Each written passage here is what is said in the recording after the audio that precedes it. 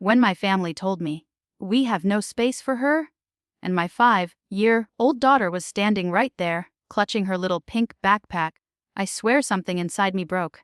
I can still see the confusion in her eyes.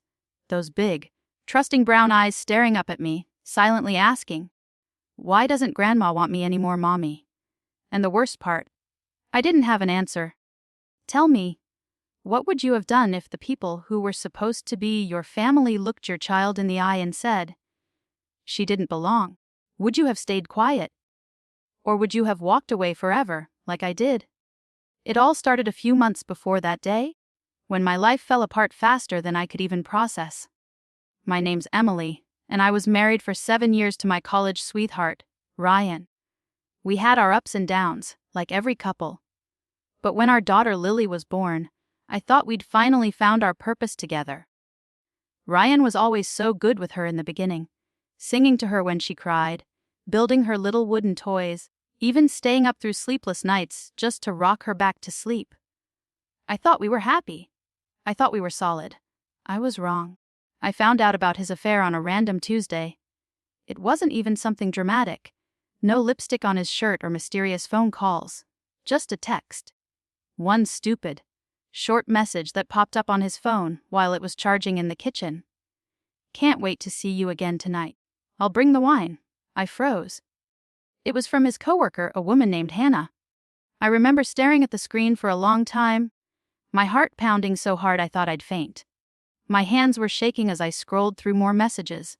Months worth of lies, plans, little "I love yous." He hadn't just cheated. He'd built a whole other life with her. When I confronted him that night, he didn't even deny it. He just looked tired, like I was the inconvenience. "Emily," he said, rubbing his face, "we're not happy. You know that. I'm sorry you had to find out this way." I couldn't breathe. My throat felt like it was closing, and all I could think about was Lily. How I was supposed to explain this to her, how her little world would change because of something she couldn't even understand. The divorce happened fast after that. I didn't fight for much. Just Lily and a small child support payment. I moved back into my parents' house for stability. Just until I could get back on my feet, I told myself. They'd always been strict, but loving when I was growing up. So I thought they'd understand that I just needed some help. My mom was especially thrilled to have Lily around. At first. For the first few weeks, it was actually nice. My dad would take Lily to the park. My mom would bake cookies with her, and I'd feel this tiny sense of relief knowing she was surrounded by love. But as time went on, little comments started creeping in. My mom would sigh and say, "It's not easy having a child around all the time," or, "You really need to find your own place soon." I understood. It wasn't easy living under someone else's roof again, but I thought we were okay. Until my brother Jason and his new wife decided to move in. Jason had always been the golden child. Smart, charming, successful. The type who never seemed to make mistakes. When he and his wife announced they were expecting their first baby, my parents were over the moon. Suddenly, the entire focus shifted to them. My mom started redecorating rooms, clearing space, talking about turning my old bedroom into a nursery. That's when it hit me. If my room became a nursery, where was I supposed to go? Where was Lily supposed to sleep? When I asked about it one night over dinner, the table went quiet. My mom avoided eye contact.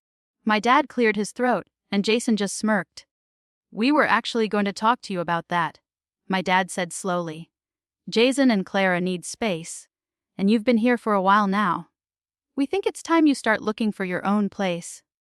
I looked at them, completely stunned. "Dad, I am looking," I said. "You know I'm working part-time and saving up.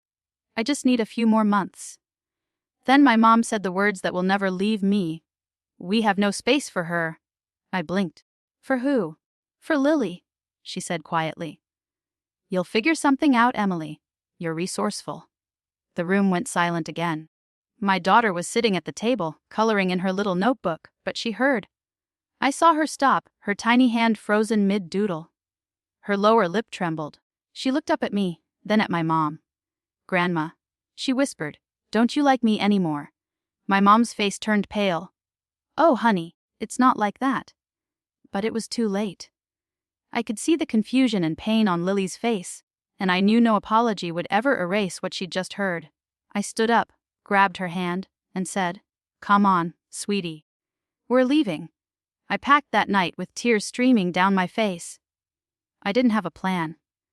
I didn't have enough money for a deposit, but I couldn't stay another second in that house. The way they looked at me, like I was some burden they couldn't wait to get rid of, it was unbearable. We checked into a cheap motel on the edge of town.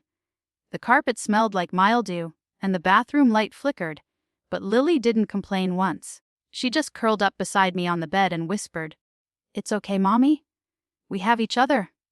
I cried silently after she fell asleep.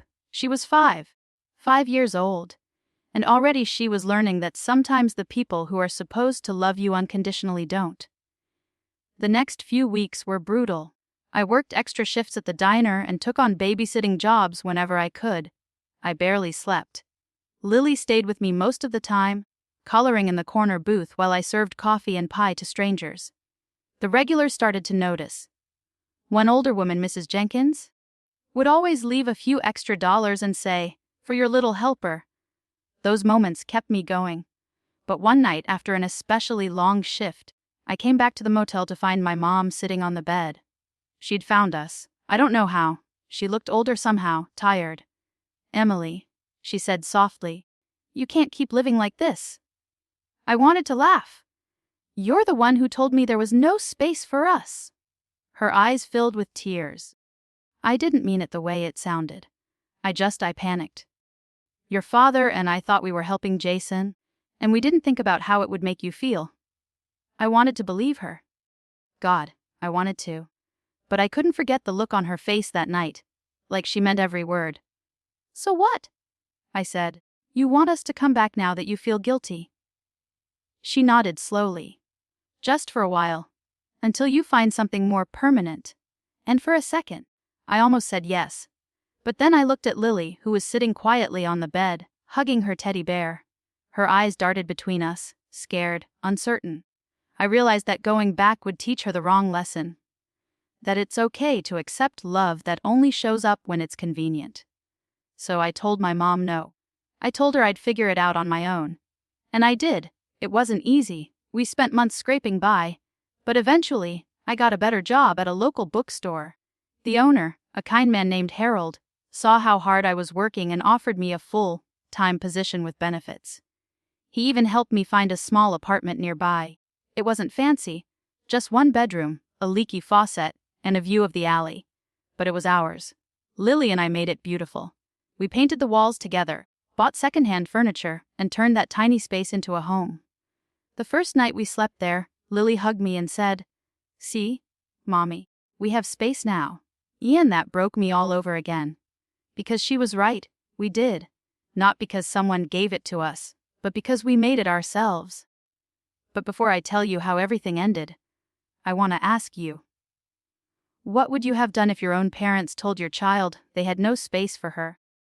Would you have stayed and tried to make it work? Or would you have walked away like I did? I'm genuinely curious. Let me know in the comments what you think. Because at the time, I didn't know if I was doing the right thing. A few months after settling into our new apartment, my parents reached out again. This time, it was my dad. He called one evening and said, "Your mother hasn't been herself since that night. She misses Lily." I didn't know how to respond. Part of me wanted to hang up. Another part of me, the part that still remembered my dad pushing Lily on the swing, or my mom baking cookies with her, wanted to give them another chance. So I agreed to bring Lily over for a short visit. When we arrived, my mom burst into tears. She hugged Lily so tightly I thought she might never let go. "I'm so sorry, sweetheart," she whispered over and over. "Grandma was wrong." Lily smiled shyly, but she didn't say much. She just looked at me, as if asking, "Is it okay to forgive her?" I nodded. Because even though my mom's words had hurt me deeply, I didn't want Lily to grow up thinking that love should be conditional. I wanted her to see that forgiveness is strength, not weakness. Since then, things have slowly healed. My parents come by sometimes, but it's different now. There's a line they know not to cross. They respect my space, my independence, and most importantly, my daughter's worth. And Lily, she's thriving.